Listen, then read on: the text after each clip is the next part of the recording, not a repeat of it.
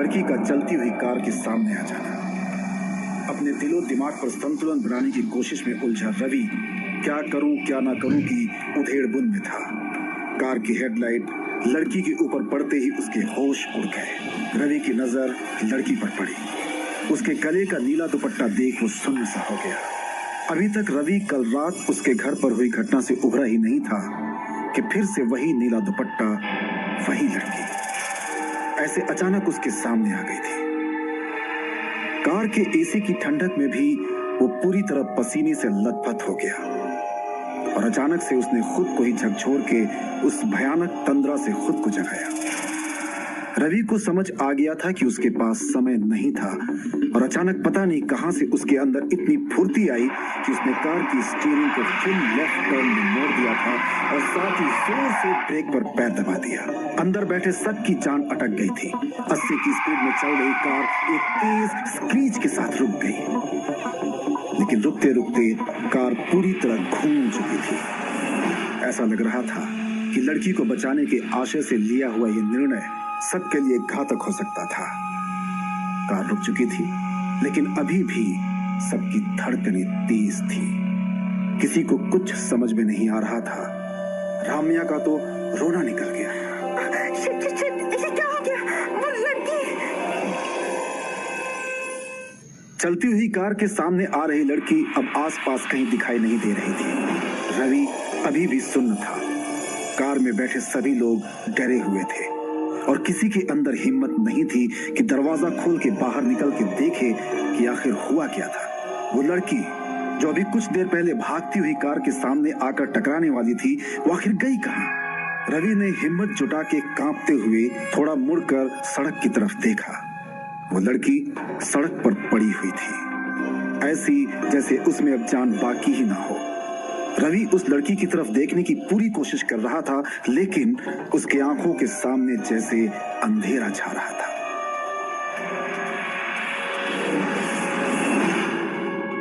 रात के करीब 3 बज रहे थे। कार अभी भी वहीं ज्यों की त्यों खड़ी थी और अंदर बैठे सब अभी भी सदमे में थे।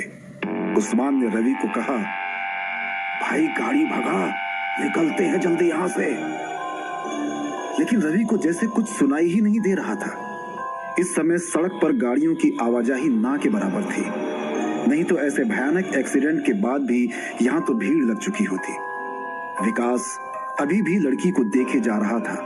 उसे लग रहा था कि लड़की अब जिंदा नहीं बची होगी। विकास उसे झकझोर के कह रहा था, रवि तो उतर, मैं ड्राइव करता हूँ। उतर भाई, जल्दी यहाँ से निकलते हैं, अगर कोई आ गया तो लफड़ा हो जाएगा।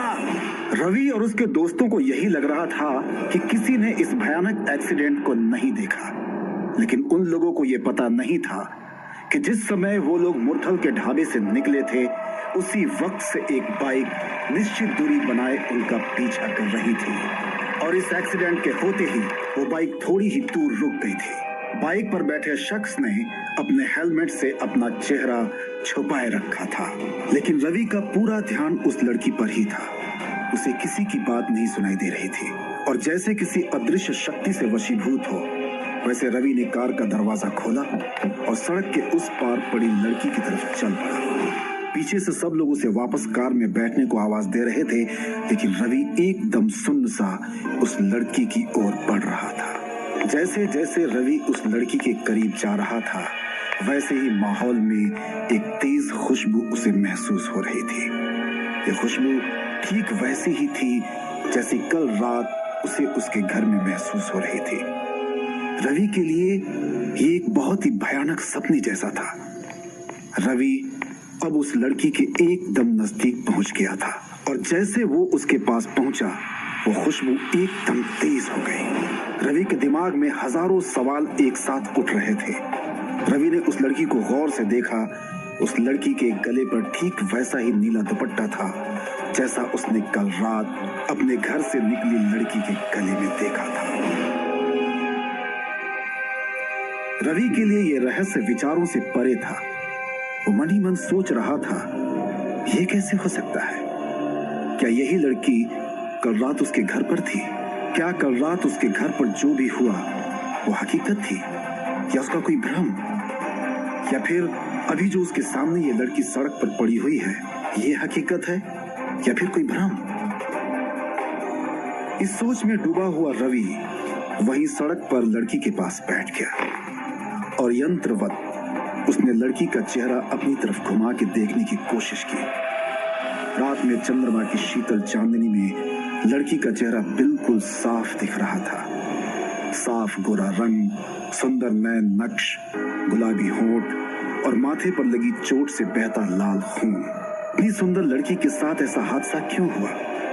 कौन है ये लड़की? क्यों ऐसे चलती हुई कार के सामने आई होगी? ऐसे कई सवालों की उधेड़-बुन के साथ उसके निश्चेष्ट शरीर को देखते हुए रवि को एक पल ऐसा लगा कि लड़की वाकई में जिंदा नहीं है। लेकिन अपनी तसल्ली के लिए रवि ने अपने दाएं हाथ की उंगली को लड़की के नाक के पास रख दिया और अगले ही पल लड़की ने अपनी आंखें खोली। रवि चौंक कर पीछे हट गया। रवि के लिए यह किसी झटके से कम नहीं था। अभी भी वो कुछ समझ पाए तब तक उस लड़की ने रवि की तरफ अपना हाथ बढ़ाया और धीमे से कहा, थैंक यू। लड़की की आवाज से रवि का ध्यान टूटा। उस लड़की ने अपने हाथों को रवि की तरफ बढ़ाते हुए कहा, प्लीज हेल्प मी, मैं अपने पैर नहीं उठा पा रही हूँ। अभी तक रवि के दिमाग में जो गिल्ट हावी था वो तुरंत गायब हो गया। लड़की को जिंदा देखकर उसकी जान में जान आई। रवि ने लड़की के हाथ थाम कर उसे सहारा देते हुए खड़े होने में मदद की। लड़की ने अपने शरीर का वजन पूरी तरह रवि पर डाल दिया। रवि को अब तक ये समझ आ गया था कि लड़की के पैरों में ज्यादा चोट आई हुई थी और वो सभी लोग एक बड़ी अनहोनी के होने से बच गए थे। लड़की ने खुद को संभालते हुए कहा, आपकी सही समय पर सूझबूझ से आज मेरी जान बच गई।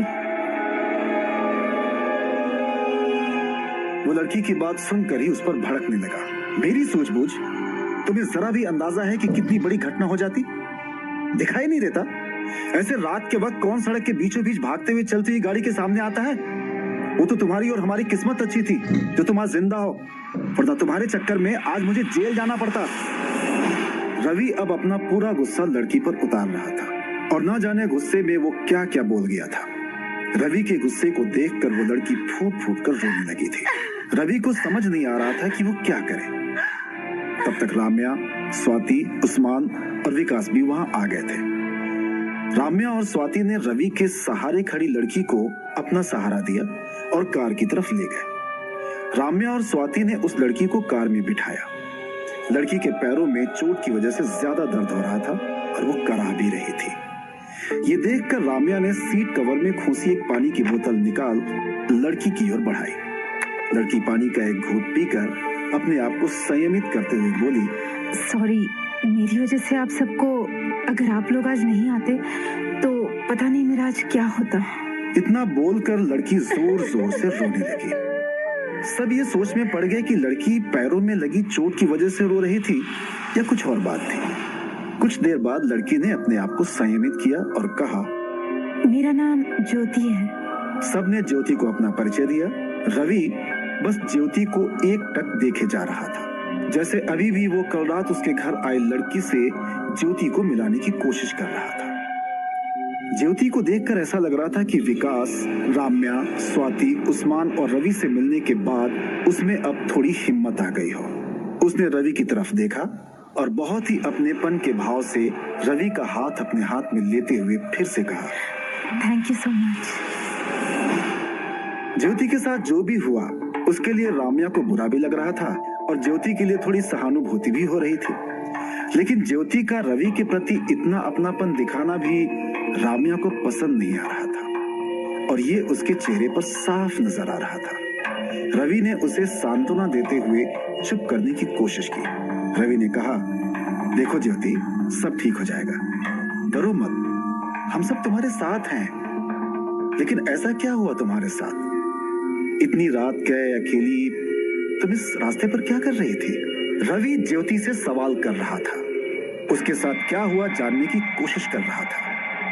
विकास, स्वाति, राम्या और उस्मान भी ज्योति के लिए परेशान थे, लेकिन उन्हें यह पता नहीं था कि कुछ दूरी पर खड़ी एक बाइक पर बैठा शख्स उन पर नजरें रखे हुए था। और हेलमेट के अंदर ही फोन दबाए हुए वो अब किसी से बात कर रहा था। मुझे मेरा काम मालूम है, मुझे मत सिखाओ, उस लड़के पर मेरी पूरी नजर है। फिर जैसे उसने दूसरी तरफ से किसी की बात सुनी और फिर कहा, अभी कुछ नहीं कर सकता हूँ, वो अपने दोस्तों के साथ है, हमें थोड़ा और रुकना पड़ेगा। तुम चिंता मत करो, मैं अपना काम अपने तरीके से कर रहा हूँ। और सुनो भाई, अपने काम में मैं कभी फेल नहीं होता। इतना कहकर बाइक वाले ने फोन काट दिया, लेकिन बात करते करते भी उसकी नजर कार की तरफ थी, जहां रवि, विकास, उस्मान, स्वाति और राम्या ज्योति को सांत्वना देने की कोशिश कर रहे थे। ज्योति ने अपने आंसू पोंछे और रवि की तरफ देखा। सबकी नजरें ज्योति की तरफ थीं।